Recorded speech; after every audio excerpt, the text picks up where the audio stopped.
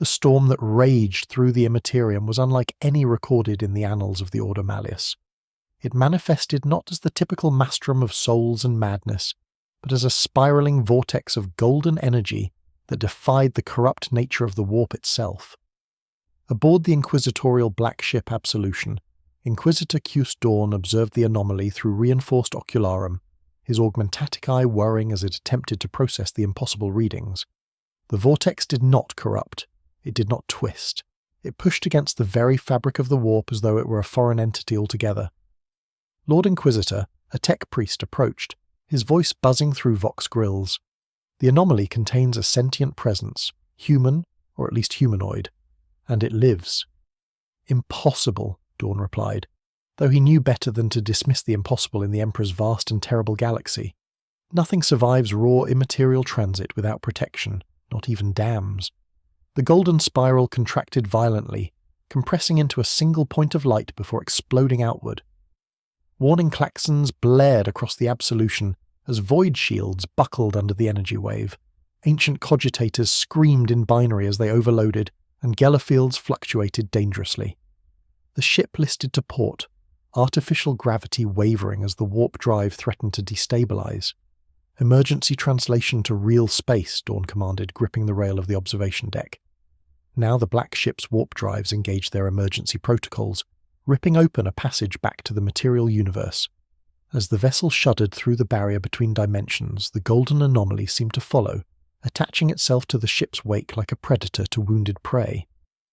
The Absolution translated into real space above Hive-world Carthage Primaris, its void shields barely functioning, hull scorched with unknowable energies, and in its wake, the golden light manifested one final time, discharging a human figure that plummeted toward the planet below like a falling star.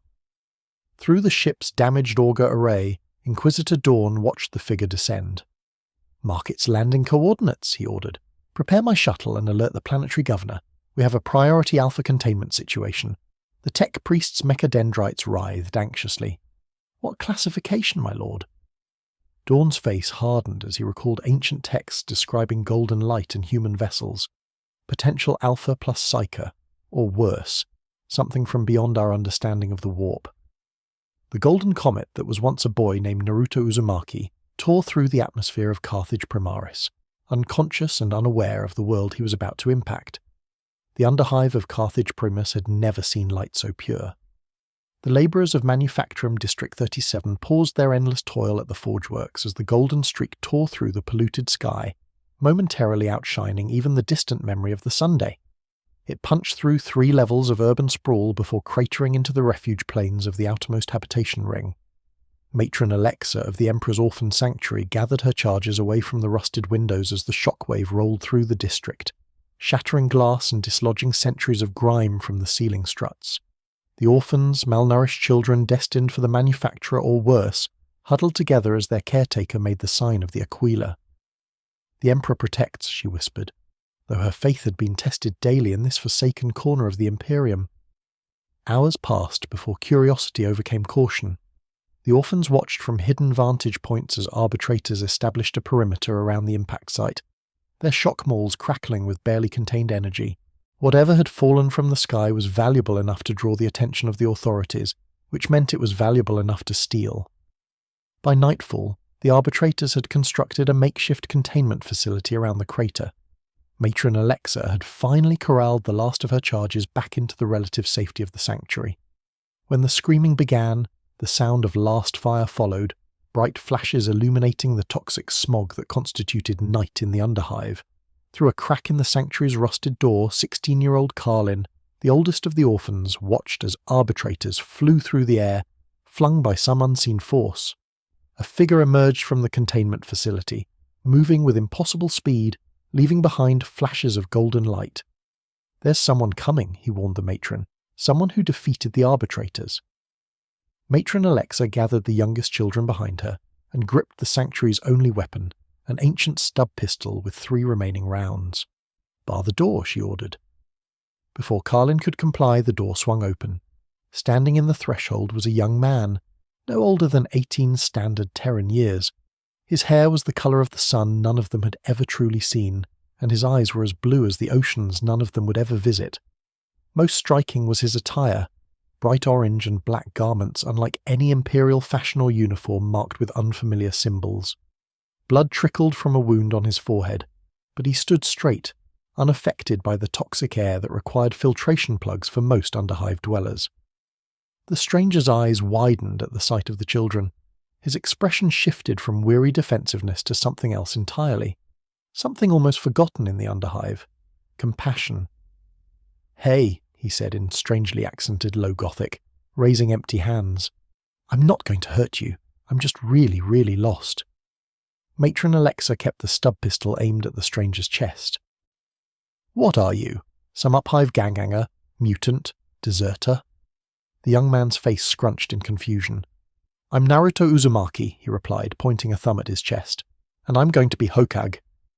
The word registered as nonsense to the matron, further confirming her suspicion that he was either mad, a mutant, or both. Her finger tightened on the trigger.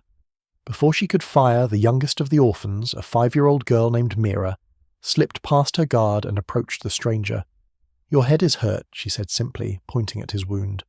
To everyone's shock, the young man named Na crouched to the child's level, his movements careful, non-threatening. "This? It's nothing. I heal really fast." He wiped away the blood, revealing unmarked skin beneath. "See? All better." The rapid healing confirmed Matron Alexa's fears. "Mutant," she hissed, though she dared not fire with Mira so close. "I don't know what that is," Naruto replied, his face serious now. "But I can tell you're protecting these kids. That's good. They need someone looking out for them."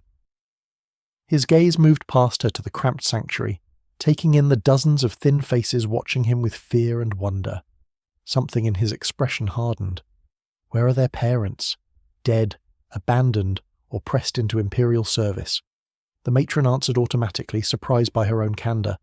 "This is the Underhive. No one but the Emperor watches over us here." The young man stood, his bright clothing a stark contrast to the grimy darkness of the sanctuary. "Well, now I'm watching too," he said, with a conviction that was as bewildering as it was absolute. "Believe it." Before anyone could respond, the walls of the sanctuary shook. The distant sound of gravitic engines grew louder, accompanied by the ominous howl of sirens. Naruto tensed, his head tilting as though listening to something beyond human hearing. "They're coming back," he said with bigger guns and stronger chains. He looked at the matron, determination written across his features. "I won't let them hurt these kids to get to me." In a movement too fast to follow, he was at the back wall of the sanctuary.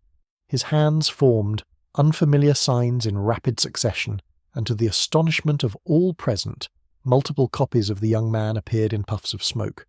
"Shadow clone jutsu," he announced as the identical copies nodded to each other. "I'll lead them away," the original said. "My clones will stay hidden nearby. If anyone threatens you, they'll help." Matron Alexa could only stare in mute shock, the stub pistol now hanging limply at her side. "What in the Emperor's name are you?" Naruto paused at the rear exit of the sanctuary, his silhouette framed against the chemical glow of the Underhive night.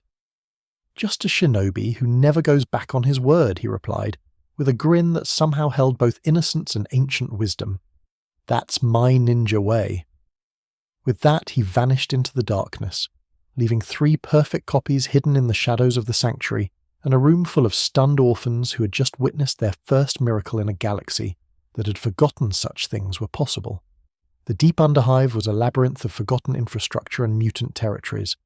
Naruto moved through it with the same skill he had once used to evade ANBU pursuers after his childhood pranks. Though the stakes were considerably higher now, unlike Konoha's warm forests, this place wryer of decay, chemicals, and despair. The acrid air burned his lungs, but the Ninetails chakra continually purged the toxins from his system. "You know, Kurama," Naruto muttered to his inner companion, "this place makes Orochimaru's hideouts look cozy." Within the seal, the 9-tailed fox stirred. Since their arrival in this strange reality, the Beiju had been unusually silent, assessing their surroundings with ancient caution. "This world reeks of malevolence." Kurama finally responded, his voice echoing in Naruto's mindscape. "There is a wrongness here that goes beyond human evil. The very fabric of reality is corrupted." Naruto leapt across a chasm between 2 crumbling hab blocks, landing silently on rusted grating. "Yeah, I felt it too when we were in that golden storm. It was like the reverse of natural energy, twisted and hungry. Be wary, Nara, the fox warned. The power that dragged us here was not random chance. Something in this reality called to us specifically. Before Naruto could respond, his enhanced senses detected movement.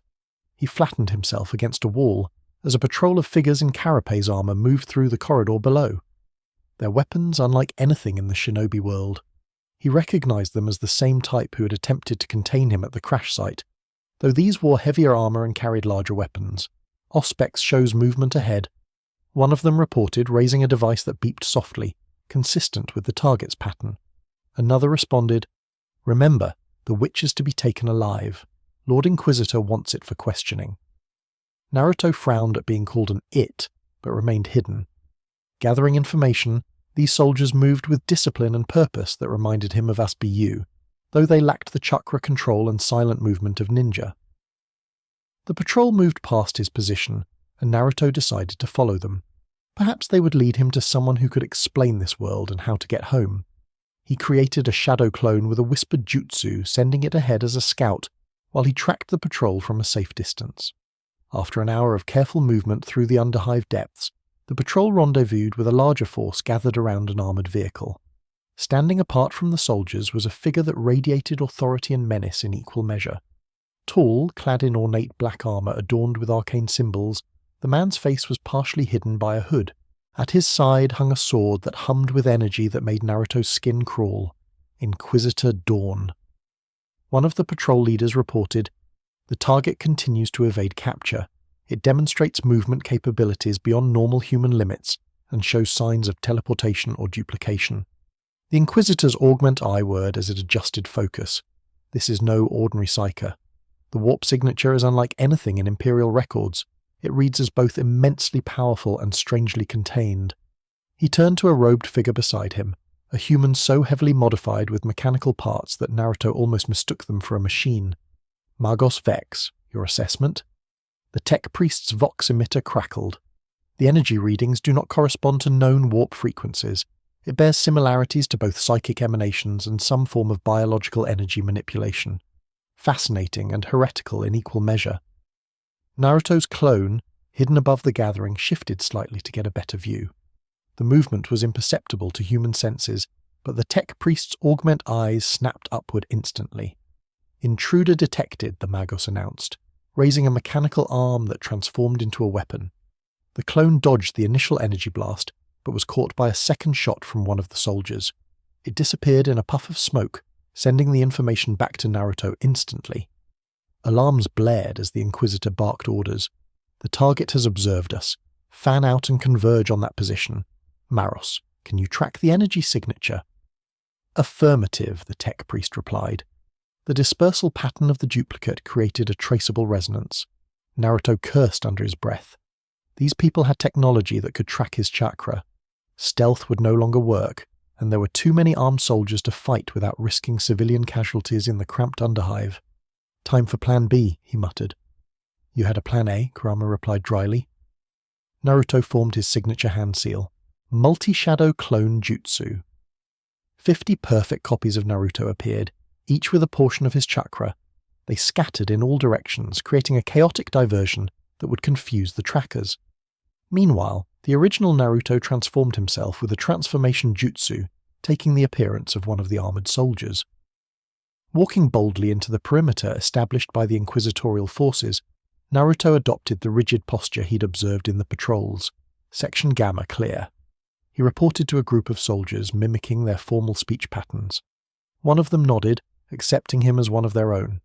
Proceed to Junction 12 for secondary sweep. Na moved deeper into their formation, gathering intelligence while his clones led the majority of forces on a wild chase through the underhive. His goal was to reach the imposing figure of the Inquisitor, the clear leader of this operation.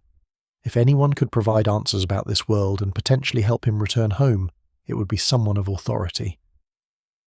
As he approached the command vehicle, however, a sharp pain lanced through his head.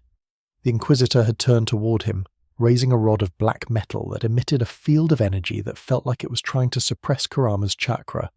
"Null rod active," the Inquisitor announced calmly. Did you think to fool me with mere illusion, warp entity? Naruto's transformation dispelled under the pressure of the strange device. Soldiers' world weapons trained on him instantly. The tech priest extended multiple mechanical appendages that crackled with electrical energy. Impressive discipline, the Inquisitor remarked. Most witches would be writhing in pain under a null rod's effects. Na straightened, dropping the pretense. I'm not a witch, and I'm not your enemy. My name is Naruto Uzumaki, and I just want to understand where I am and how to get home. The Inquisitor studied him with cold calculation. You're in the Imperium of Man under the divine protection of the God Emperor, and you are a warp anomaly that requires containment and study. I am a person, Naruto countered, his voice rising. And where I come from, we don't treat people like specimens to be studied. Where you come from, the Inquisitor replied, is either a Xenos world requiring cleansing or a warp dimension requiring sealing. Neither possibility ends well for you. Around them, more soldiers appeared, encircling Naruto completely. Their weapons hummed with deadly intent, and their expressions showed the grim determination of men prepared to die for their cause. For a moment, Naruto considered fighting, but memories of the frightened orphans and the desperate poverty of the Underhive stayed his hand. These soldiers were not his true enemies any more than the manipulated ninja of other villages had been during the war. I don't want to fight you, Na said, lowering his hands, but I won't be your prisoner either. The Inquisitor's expression remained impassive. You have no choice. I always have a choice, Naruto replied, his eyes flickering briefly to red as Kurama's influence surged, and I choose to show you what I really am.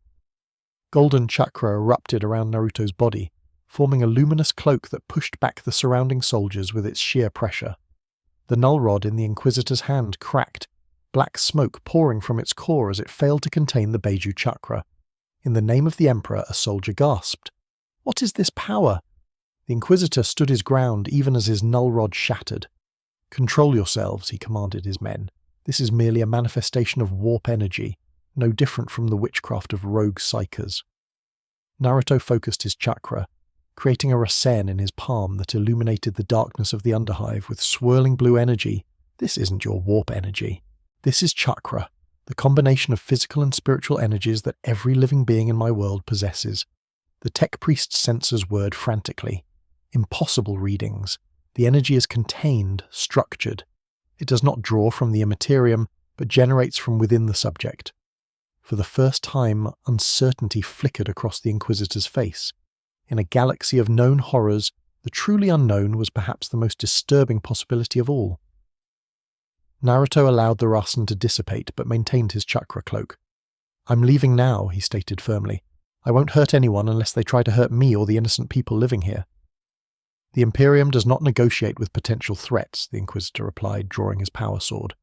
The blade ignited with crackling energy that seemed to distort the air around it.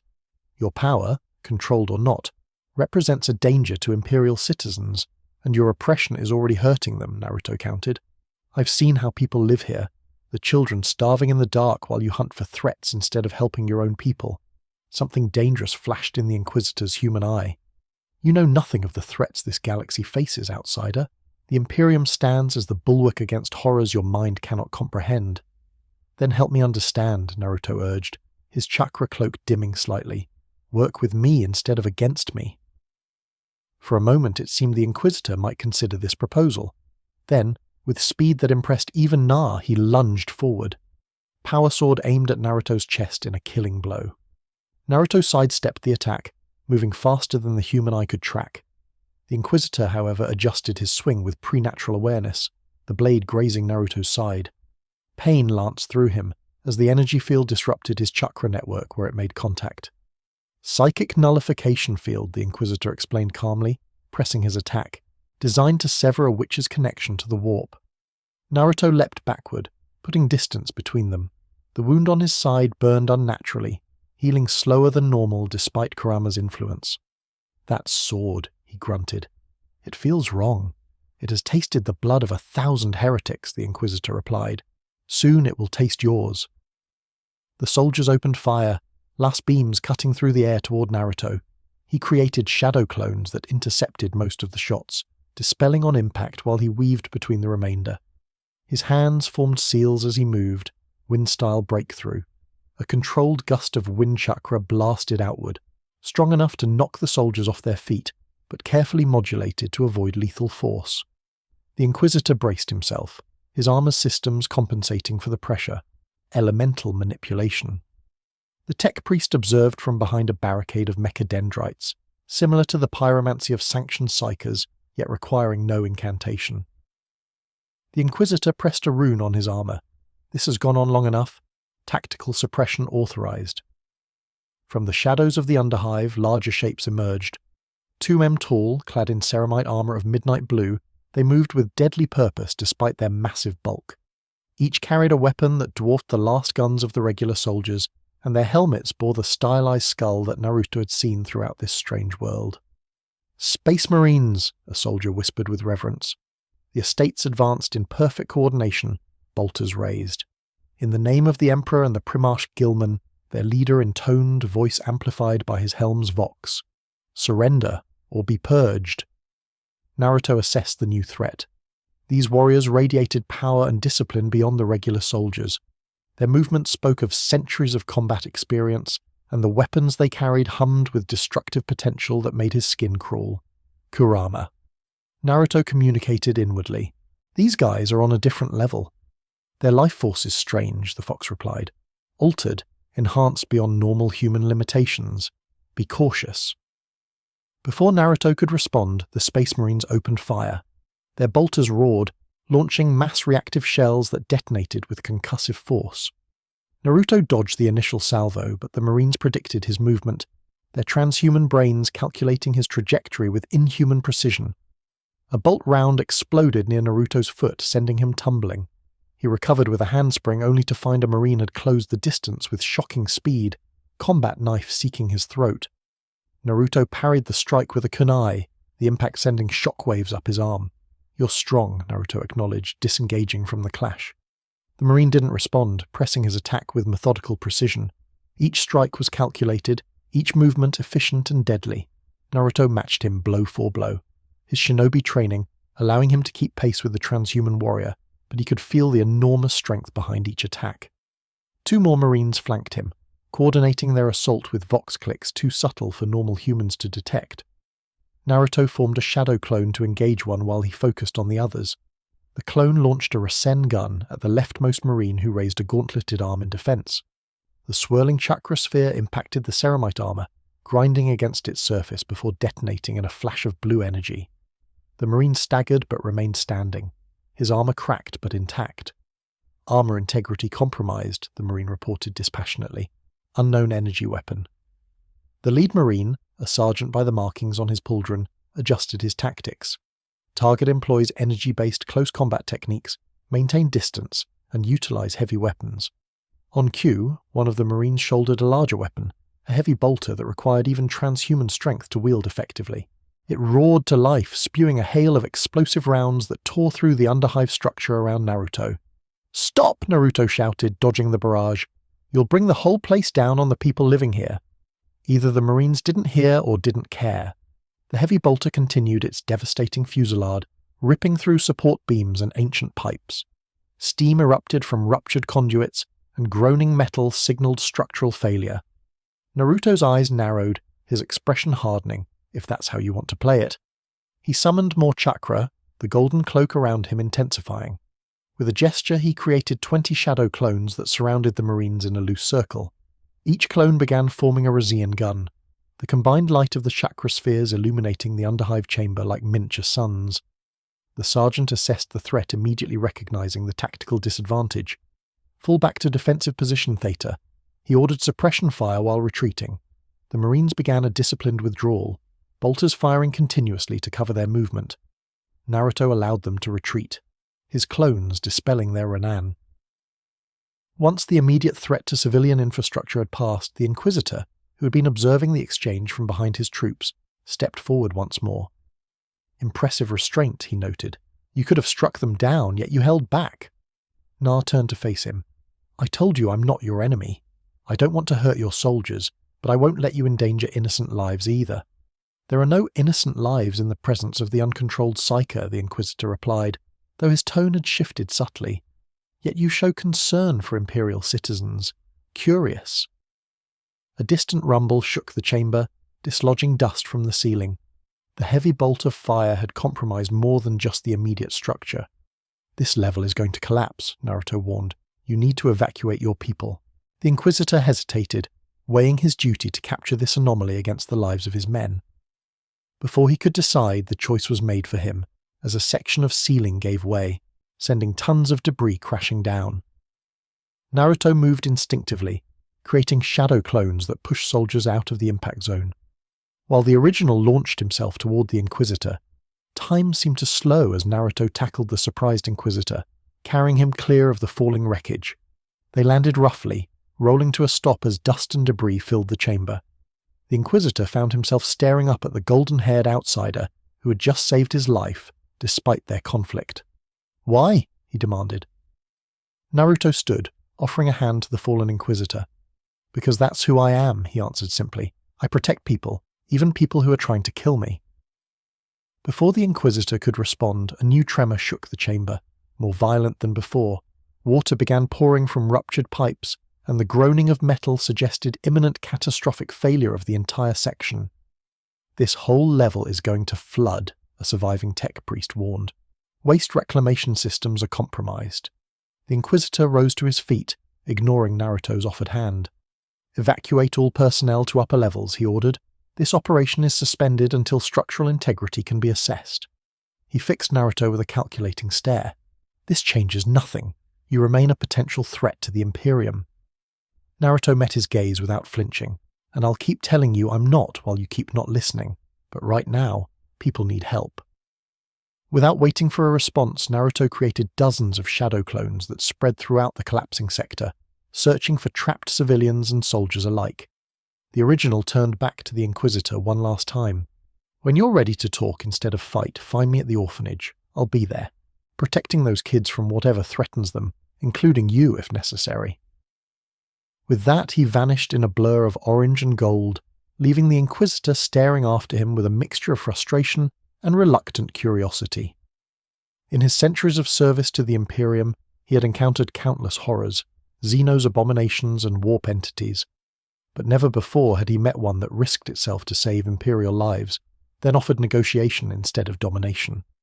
As water rose around his armoured boots, Inquisitor Dawn activated his Vox bead. "Magos Vex. I want everything we have on parallel dimensional theory and contact the Librarius of the Ultramarines chapter. This situation requires expertise beyond conventional inquisitorial doctrine." In the darkness above, unnoticed by either man, a figure in power armour observed the exchange.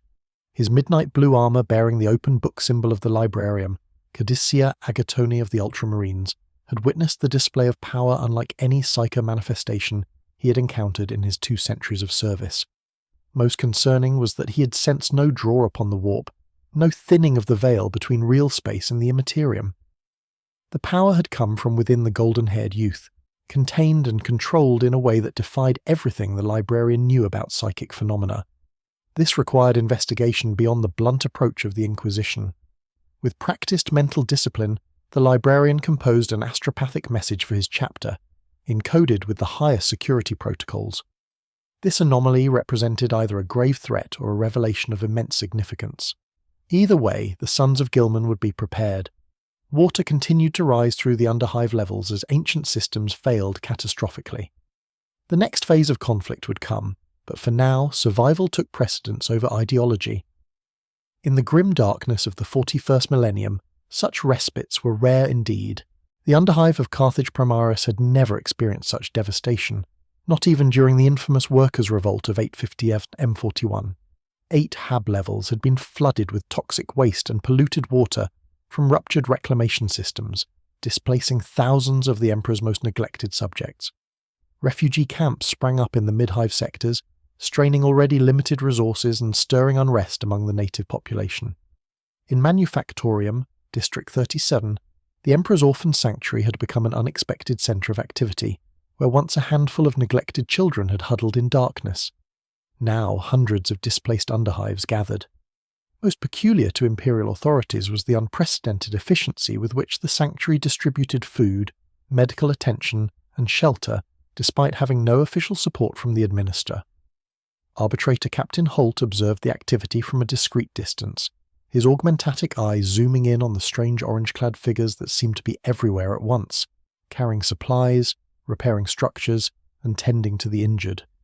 His Vox unit crackled with static as he reported his findings, confirming previous reports. Lord Inquisitor, multiple instances of the target are operating openly among the refugee population. They appear to be constructing some form of unauthorized relief center. And the civilians, Inquisitor Dawn's voice replied through the Vox, cooperating fully. Emperor, forgive them, but they're treating the duplicates like Imperial saviors rather than potential heretics. Across the camp, children who had never known kindness in their short, brutal lives laughed as they chased a Naruto clone who had transformed himself into a cartoonish fox. Elsewhere, clones worked tirelessly to reinforce structures, redirect clean water from mid-hive pipelines, and organize the chaotic influx of refugees into orderly shelters. At the center of the camp, the original Naruto sat cross-legged on a raised platform, his eyes closed in concentration, as he coordinated the activities of nearly 100 shadow clones spread throughout the district. Beside him, Matron Alexa had taken on the role of chief administrator, directing civilians with newfound authority and purpose. The eastern sector needs more medical supplies, Naruto said without opening his eyes. 3 children with respiratory distress in shelter. 4. Alexa nodded, dispatching a volunteer with precious filtration plugs and medic kits scavenged from abandoned administratum outposts. The mid-hive authorities are threatening to cut our water supply again, she informed him. They claim we're stealing resources allocated to productive Imperial citizens. Naruto's eyes opened, revealing not their usual blue, but the slitted crimson of Kurama's influence. Let them try, he said, his voice overlaid with a deeper resonance. We've rerouted the lines through 7 different junctions. They'd have to shut down water to their precious manufacturums to stop us now. Alexa made the sign of the Aquila reflexively, still unnerved by these occasional glimpses of the power that resided within their strange benefactor. In the 2 weeks since the flooding, she had witnessed Naruto perform feats that defied explanation. His endless copies, his ability to walk on walls and water, the strange energy he called chakra that could heal wounds and break adamantium chains with equal ease. By Imperial doctrine, such abilities marked him as either mutant, Xenos, or demon host, all of which demanded immediate execution. Yet Alexa had also seen him go without sleep for days to save trapped children, share his food with the starving when supplies ran low, and weep openly for those he couldn't save when a section of Underhive collapsed too quickly for even his incredible speed to reach. You're tired, she observed, noting the dark circles under his eyes. Even you need rest. Naruto's expression softened, returning to fully human. Ill sleep when everyone has shelter, he replied, though his shoulders sagged slightly. My clones take some of the strain, but yeah, it's been a long week. The Inquisition is watching, Alexa warned, lowering her voice. They've established observation posts throughout the mid-hive. It's only a matter of time before they move against you. Let them come, Naruto replied, though without the bravado such words usually carried. I want them to see this, to see that strength can be used to protect instead of control. A commotion at the edge of the camp interrupted their conversation. A Naruto clone sprinted toward them, dispersing into smoke as it reached the platform, transferring its knowledge to the original. Naruto's expression hardened. Space Marines, he said, rising to his feet. A small group approaching from the north access shaft. Not the blue ones from before. These wear different colors. Alexa paled. Emperor, protect us, not the Astartes. Get everyone inside, Naruto ordered, creating fresh clones with a gesture. No one approaches them without my permission. The refugees scrambled to obey. Parents gathering children while the elderly and infirm were helped to shelter. Within minutes, the bustling camp had become a ghost town, with only Na standing in the central plaza facing the northern approach. They came without fanfare or warning. 5 transhuman warriors in ceramite armor of the deepest blue, almost black, adorned with lightning bolts and arcane symbols. Unlike the Ultramarines Naruto had encountered previously, these Space Marines moved with a quiet, focused purpose that spoke of contemplation rather than conquest. Their bolters remained maglocked to their thighs, though power weapons hummed at their sides. Their leader removed his helmet, revealing a face that might once have been handsome before extensive augmentation and scarification. His eyes glowed with an inner light that reminded Naruto of particularly powerful dojutsu users from his world. "I am Codicia Agathon of the Liberius Ultramarines chapter," he announced, his voice carrying the weight of centuries. "With me stand brothers of the Librarius from the Stormwarden's chapter, here at the request of Inquisitor Dawn." Naruto crossed his arms, keeping his stance casual but ready. "I'm Naruto Uzumaki of the Hidden Leaf Village. If you're here to fight, I should warn you that your last group of Marines didn't do so well." A flicker of something like amusement crossed the librarian's face. "We are not here to fight, Naruto Uzumaki. We are here to understand." This was not the response Naruto had expected. He tilted his head, studying the Space Marines with renewed interest. "Understand what?" "Your nature," Agathon replied. "Your power, your purpose." He gestured to the camp around them, "and this most unusual behavior for a being of your capabilities." One of the Stormwardens stepped forward, his armor decorated with scrolls and purity seals. "I am Epistolary Kais. For 200 years I have studied warp anomalies and Xenos psychic phenomena. What you demonstrate defies all established Imperial understanding." Naruto relaxed slightly, though he remained alert. "That's because I'm not from your Imperium. I'm not even from this dimension or reality or whatever you want to call it." "So, we have theorized?" Agathon nodded. "The question remains, what are you?" "I'm a shinobi," Naruto answered simply. "A ninja from the village hidden in the leaves. I protect my home and the people I care about. And these," the librarian gestured to the refugee shelters, "are people you care about. Strangers from a world not your own." Naruto's expression hardened. "They're people who need help. That's all that matters." The Space Marines exchanged glances, communicating silently through subtle facial cues and perhaps psychic means. Finally Agathon spoke again. "The Inquisitor believes you represent a threat to Imperial security. The power you wield could destroy this hive if turned to destructive purpose." "I didn't come here to destroy anything," Naruto countered. "I was pulled here by some kind of golden storm while I was traveling between dimensions. All I want is to find a way home. And yet," Epistolary Kais interjected, "you have involved yourself in Imperial affairs, disrupted established hierarchies, and created a power base among the Underhive population." Nar gestured to the makeshift shelters. "You call this a power base? These people were drowning in toxic waste while your precious Imperium did nothing. I couldn't just stand by and watch." Agathon studied him with penetrating intensity. "That sentiment island unexpected. In our experience, beings of great power seek to dominate, not serve." "Then you've been meeting the wrong kind of powerful beings," Naruto replied. Before the conversation could continue, the ground trembled. Far below, in the flooded depths of the Underhive, something massive shifted.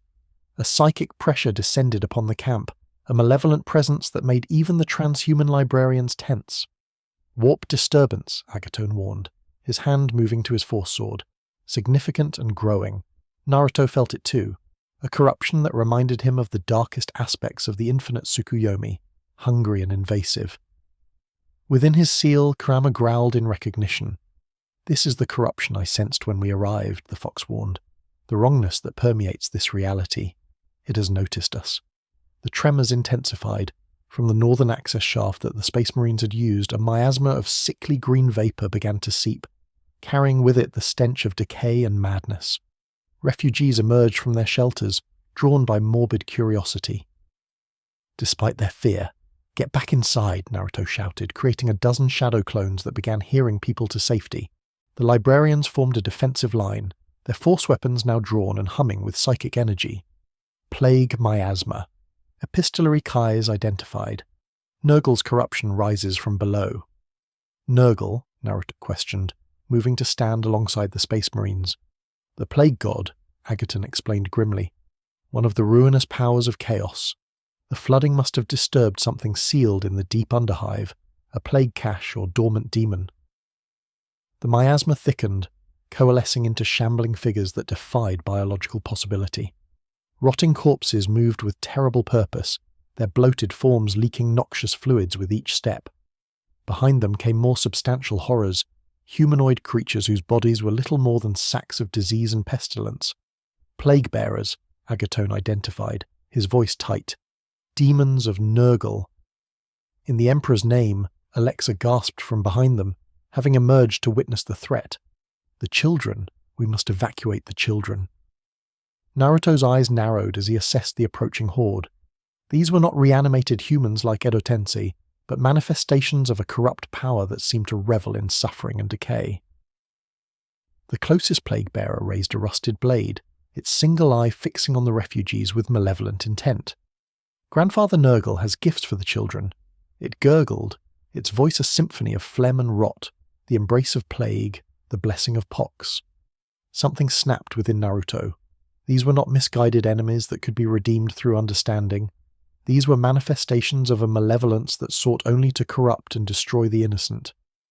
"You're not touching them," he declared, golden chakra erupting around his body as he accessed Kurama's power. Not a single one. The librarians raised their force weapons, psychic energy crackling along the blades. "Stand with us, Naruto Uzumaki," Agaton called. "Whatever our differences against the ruinous powers, we are allies." Naruto nodded, his whisker marks darkening as Kurama's influence strengthened. "I'll take the front line. Your bolters can provide covering fire. You presume to command a start?" One of the Storm Wardens questioned, affronted. "No," Naruto replied, already moving forward. "I'm just doing what I do best, being unpredictable." Before the Space Marines could respond, Naruto charged into the mass of plague zombies, golden chakra arms extending from his back to create a perimeter that pushed back the miasma. The corrupted creatures shrieked as the pure energy seared their rotting flesh, their diseased forms disintegrating under its touch. Remarkable. Epistolary Caius observed, "His energy acts as a counter to warp corruption." Agaton nodded. "The boy fights with the purity of purpose I have seen only in the greatest of Imperial heroes.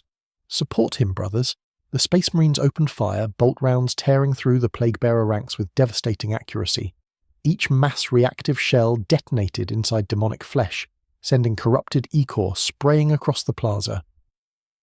The librarians advanced methodically, their force weapons cleaving through demons with blessed fury. At the center of the battle, Narut fought with the accumulated experience of a lifetime of combat. Shadow clones multiplied his presence across the battlefield, each wielding Rasen that stripped away corrupted flesh wherever they struck. The original Na pressed forward toward the source of the corruption, the access shaft from which the plague entities continued to emerge.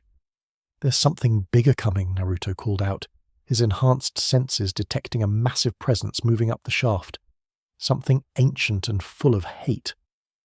Agaton closed his eyes briefly, extending his psychic senses downward. His face polled at what he perceived. "Great bloated one," he warned his battle brothers. "A greater daemon of Nurgle ascends." The refugees who had not yet reached shelter panicked at this news, some fleeing deeper into the hive while others froze in terror. Naruto created another wave of shadow clones specifically to continue the evacuation, while he and the Space Marines held the line. The shaft entrance bulged outward as something massive forced its way through, adamantium supports bending like paper before the demon's strength. A grotesque head emerged, resembling a decomposing bull with a single horn protruding from its forehead, dripping with caustic slime. Its massive body followed a mountainous collection of rot and disease that defied physical laws simultaneously obese and powerful. "I am Golgothox," the daemon announced, its voice causing nearby refugees to vomit uncontrollably as plague spores invaded their lungs. "Herald of Nurgle's blessing, cultivator of the 7 poxes, this hive shall become my garden." Naruto stared up at the monstrosity, momentarily stunned by its sheer wrongness. Unlike the tailed beasts of his world, which for all their destructive power was still part of nature's balance, this thing was an abomination that existed only to corrupt and destroy. Kurama. Naruto communicated inwardly. "We need more power." "Be careful, Naruto," the fox warned. "This entity feeds on corruption. Our chakra seems to harm it, but too much contact might allow it to taint our connection." "I'll keep that in mind," Naruto replied, then addressed the daemon directly. "Sorry, but your garden plans are cancelled. This place is under my protection now." The greater daemon's postulant face twisted in what might have been amusement. A mortal child stands against Nurgle's will. What exquisite presumption! Your soul will ferment deliciously in my plague cauldron. Golgothox exhaled, releasing a cloud of virulent plague spores that billowed toward Naruto and the Space Marines. The librarians raised psychic barriers, blue energy fields that incinerated the corruption before it could reach them.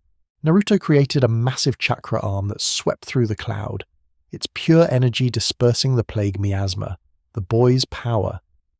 Epistolary Kais noted with surprise, it counters the corruption directly, not by faith or psychic negation, but through some intrinsic quality of purity. Agaton nodded grimly, a quality the Imperium sorely lacks in this dark millennium. The daemon roared in frustration as its initial attack failed. It hefted a massive rusted cleaver, the blade dripping with venoms unknown to Imperial medical science. If you will not accept Grandfather's gifts willingly, then I shall carve open your flesh and plant his seeds directly in your organs. Gulthox charged, moving with shocking speed for a creature of its bulk. The ground shook with each step, cracking under the demon's impossible weight. Naruto leapt to meet the charge, chakra cloak blazing golden against the sickly green miasma that surrounded the greater daemon. They clashed in the centre of the plaza, the demon's cleaver meeting a Rasen gun the size of a human torso. The resulting explosion sent shockwaves through the entire hab level, shattering windows and dislodging centuries of grime from overhead pipes. Naruto was thrown backward, landing beside the Space Marines with a grimace of pain. Where the demon's weapon had grazed his arm, the flesh hissed and bubbled with unnatural infection. Its weapons carry the destroyer plague, Agaton warned. Even a scratch is fatal to mortals. Naruto winced as Kurama's chakra fought against the infection, slowly pushing it out of his system. Good thing I heal fast, he replied, rising to his feet once more. The daemon emerged from the dust cloud, its massive form seemingly unharmed by the explosive impact. Interesting, it gurgled, eyeing Naruto with renewed attention. Your essence resists Nurgle's blessing, not through faith in the corpse god, but through some intrinsic quality. Its grotesque face split in a grin that leaked putrid fluids. Grandfather will be most intrigued by your addition to his garden. Not happening, Naruto declared, forming the cross seal that had become his signature. Multi-shadow clone jutsu. Hundreds of Naruto clones appeared throughout the plaza surrounding the daemon from all angles. Each began forming a Rasen gun, the combined blue glow overwhelming the sickly green miasma. Golgthox roared, swinging its cleaver in a wide arc that dispelled dozens of clones, but for each one destroyed, 2 more took its place. The Space Marines used the distraction to position themselves strategically, the librarians channeling their psychic might into a combined assault. Cody Agaton raised his force staff, blue lightning arcing between the librarians to form a pentagrammic ward that began to constrain the demon's connection to the warp.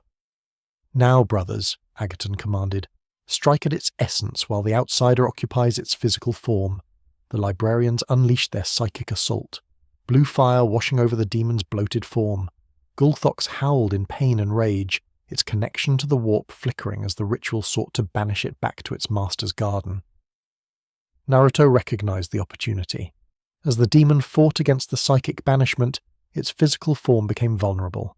He dismissed all but a handful of his most powerful clones, concentrating their chakra into a single point. I need a bigger Rasen gun, Naruto called to the clones, who nodded in understanding. Together they began forming a Rasenurican, the screeching sound of wind chakra filling the plaza as the technique took shape. Naruto had refined this jutsu extensively since the 4th Shinobi War, and now the massive shuriken of concentrated chakra hovered above his palm. Its center, a perfect sphere of spiraling energy surrounded by a halo of wind blades. "Whatever you're doing, outsider, do it quickly," Epistolary Kais shouted, blood running from his eyes as the strain of maintaining the banishment ritual took its toll. "We cannot hold the beast for long." Naruto nodded, taking a final moment to focus his chakra. The Rasen Shuriken expanded to its maximum size, nearly 2 mestas in diameter. Wind-style Rasen Shuriken, he called, hurling the technique directly at the daemon's center mass. The chakra shuriken flew true, connecting with Golgthox's bloated stomach. For a moment nothing happened, the technique seeming to disappear into the daemon's corrupt flesh. Then, with a sound like reality itself tearing, the Rasen Shuriken detonated. Microscopic blades of wind chakra expanded outward in a perfect sphere, shredding the daemon at a cellular level, while the librarian's ritual weakened its warp connection. Golgthox's physical form began to disintegrate, chunks of diseased flesh sublimating into foul smoke as the creature howled in disbelief and rage. "Impossible," the demon roared as its essence was torn between banishment and destruction. "No mortal weapon can unmake Nurgle's chosen." "I'm not exactly a normal mortal," Naruto replied. pushing more chakra into the technique, and I'm really not from around here. The combined assault of purifying chakra and psychic banishment proved too much for even a greater demon to withstand. With a final reality-shaking howl, Golgothox's physical form collapsed entirely. The daemon's essence dragged back into the warp by the librarian's ritual. A shockwave of displaced air rushed outward as the massive entity vanished, knocking everyone in the plaza off their feet. For several seconds, silence reigned as both refugees and space marines struggled to comprehend what they had witnessed. Naruto stood shakily, chakra cloak fading as he surveyed the aftermath. Where Golgothox had stood, nothing remained but a circle of purified ground, cleansed of even the perpetual grime that covered most of the underhive. The plague zombies and lesser demons had dissolved with their master's banishment, leaving only the lingering smell of disinfectant where once disease had ruled. The Space Marines approached cautiously, their armour scorched and dented from the battle, but their posture reflecting new respect for the orange-clad warrior. In 5 centuries of service to the Emperor, Cadecia Agaton said solemnly, "I have never witnessed a demon of that magnitude banished so completely." He studied Naruto with new intensity.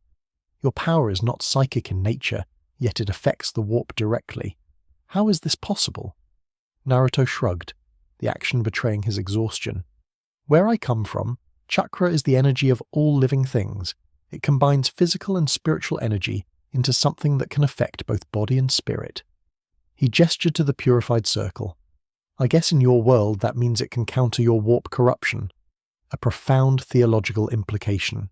Epistolary Kais murmured, "If true, it suggests there exist dimensions where the corruption of the warp holds no sway." The refugees began emerging from their shelters, staring in awe at the Space Marines and Naruto standing together amidst the aftermath of battle. Children pointed at the golden-haired shinobi with expressions of wonder, while adults made the sign of the Aquila in confused reverence. Matron Alexa approached hesitantly. "Is it over? Is the demon truly gone?" "Banished," Agaton confirmed. "Though in the case of such entities rarely destroyed permanently, it will reform in the warp eventually." "But it won't be coming back here anytime soon," Naruto added, offering a reassuring smile to the frightened woman. "We made sure of that." A child broke free from the crowd, running to Naruto and hugging his leg tightly. It was Mira, the same little girl who had first approached him in the sanctuary. "I knew you would protect us," she said with absolute certainty. "Just like you promised." Naruto knelt, returning the child's embrace. "I never go back on my word," he replied softly. "That's my ninja way." The moment was interrupted by the arrival of inquisitorial forces. Armoured transports bearing the sigil of the Ordo Malus descended from the upper hive levels, disgorging stormtroopers and witch hunters in ornate armour. At their centre walked Inquisitor Dawn, his expression unreadable as he surveyed the scene. Cadecia Agatone. The Inquisitor acknowledged the Space Marine. "Your astropathic message indicated demonic incursion." "I see the situation has been resolved with unexpected assistance," Agatone replied, gesturing to Naruto, who still knelt beside the child. "The anomaly demonstrated power against the plague god's servants that I have seldom witnessed outside the actions of the Emperor's greatest champions. Inquisitor Dawn's augment I-word as it focused Na. So I observe, curious that a being of such power would expend it defending Imperial citizens of no strategic value." Naruto rose, placing himself protectively between the Inquisitor and the refugees. "Their value isn't strategic, it's human. Each life here matters just as much as yours or any High Lord's." The Inquisitor's expression remained neutral, but something shifted in his stance. A dangerously radical philosophy in the Imperium, outsider, one that has led many astray. "If caring about people is radical," Naruto countered, "then maybe your Imperium needs more radicals." To everyone's surprise, a thin smile crossed the Inquisitor's face. Perhaps, though few who express such sentiments possess the power to enact them without falling to corruption. He turned to address Agaton. "The Conclave of Proxima Majoris has reviewed your preliminary findings, Codicia. Combined with this demonstration against demonic forces, a provisional classification has been established, and that is the Space Marine prompted. The entity known as Naruto Uzumaki is to be classified as Xenogis mirabilis, a benevolent anomaly of extra-dimensional origin." The Inquisitor returned his gaze to Na. "You are neither sanctioned nor condemned, outsider, an unprecedented status." Naruto crossed his arms. What does that mean exactly? It means, Dawn explained, that you are free to continue your activities under observation provided they do not threaten Imperial security or promote heresy. And these people, Naruto gestured to the refugees, will they be punished for accepting my help? The Inquisitor considered the refugees, many of whom cowed under his gaze. They have witnessed the Emperor's angels fighting alongside you against demons. A powerful theological image that properly managed could serve Imperial morale rather than diminish it. He nodded decisively. They will not be punished. In fact, I shall recommend the Administrator establish proper Imperial relief for this sector, to demonstrate that the Emperor's mercy exceeds even that of extra-dimensional visitors. Relief washed over Naruto's features. That's good. They deserve better than they've had. Indeed, the Inquisitor agreed, though his motivations clearly differed from Naruto's. Now, there remains the matter of your presence in our reality. The Order Kronos believes your translocation was not random chance, but precipitated by specific warp conditions that might be recreated. Hope flickered in Naruto's eyes. You mean I could go home? Potentially, Dawn confirmed, though such research requires resources beyond even inquisitorial reach. For that, we would need the cooperation of the Adeptus Mechanicus. His augment eye focused intently on Naruto, which brings me to a proposition. Naruto Uzumaki. I'm listening, Naruto replied cautiously. The Imperium faces threats beyond imagining. Your power demonstrated against Nurgle's servants suggests capabilities that could prove invaluable against the Emperor's enemies. The Inquisitor's voice remained level, but intensity burned in his natural eye. Serve the Imperium in its hour of need, and in return the full resources of the Adeptus Mechanicus will be directed toward returning you to your dimension, appealing directly to Naruto's desire to return home, while simultaneously leveraging his innate need to protect the vulnerable. The Space Marines watched silently, awaiting his response with transhuman patience. Naruto looked around at the refugees, at the children who had begun to hope again, at the adults who stood straighter in the presence of one who treated them as valuable. Then he turned back to the Inquisitor. I'll help fight your enemies, he agreed. But on my terms, I won't kill unnecessarily. I won't target civilians. And I want these people protected, not just with words, but with real resources and respect. The Inquisitor's expression revealed nothing, but he nodded slightly. Acceptable terms, though implementation may prove challenging in some war zones. He extended a gloved hand. Do we have an accord, Naruto? Umaki. Naruto hesitated only briefly before grasping the offered hand. We do, Inquisitor Dawn. But remember, I never go back on my word, and I expect the same from you. The Inquisition operates on information and certainty, not promises, Dawn replied. But in this instance, I shall endeavour to match your integrity. As they shook hands, an implicit understanding passed between them. Neither fully trusted the other, but both recognised the potential value of cooperation. For Naruto, it represented a path home and protection for those he had come to care about in this dark future. For the Inquisitor, it offered a weapon of unprecedented effectiveness against the Imperium's enemies. Kadisha Agatone observed the exchange with centuries of wisdom behind his enhanced senses. The boy brings something to the Imperium that no weapon or strategy ever could, he remarked quietly to his fellow librarians. And what is that? Epistolary Kais asked. Agatone's psychically attuned mind perceived the subtle shift in the warp currents around them, a cleansing breeze cutting through the perpetual miasma of fear and despair that hung over the hive. Hope, he answered simply, genuine uncorrupted hope.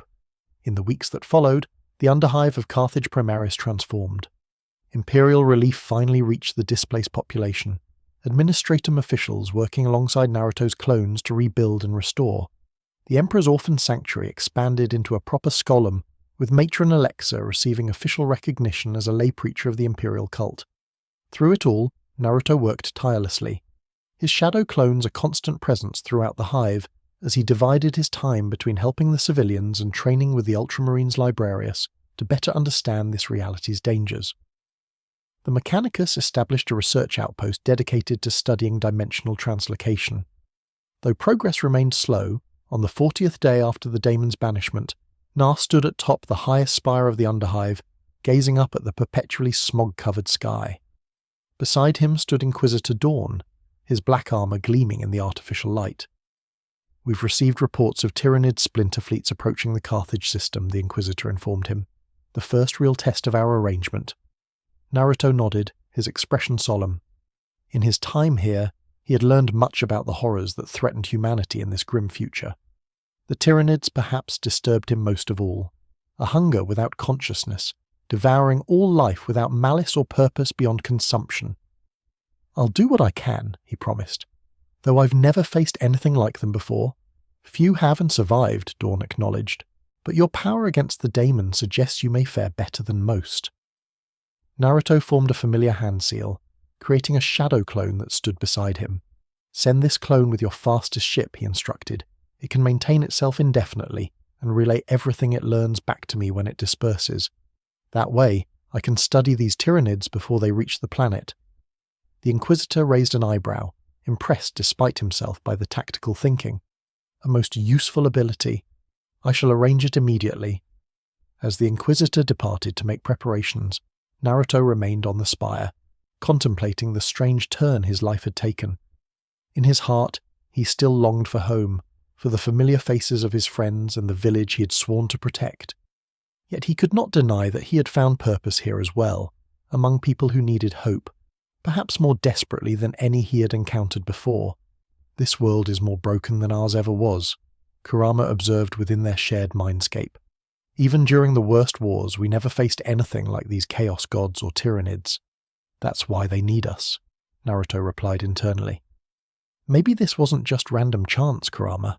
Maybe we were sent here for a reason." The fox growled thoughtfully. "Perhaps, though, I suspect your insistence on saving everyone will be tested more severely here than it ever was at home." Naruto's expression hardened with determination. "Then I'll just have to get stronger, strong enough to protect this world while we find our way back to ours." Below him, children played in the newly established park zone, their laughter a rare sound in the underhive.